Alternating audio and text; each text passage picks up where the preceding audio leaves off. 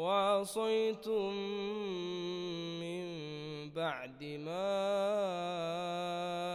أراكم ما تحبون منكم من يريد الدنيا ومنكم من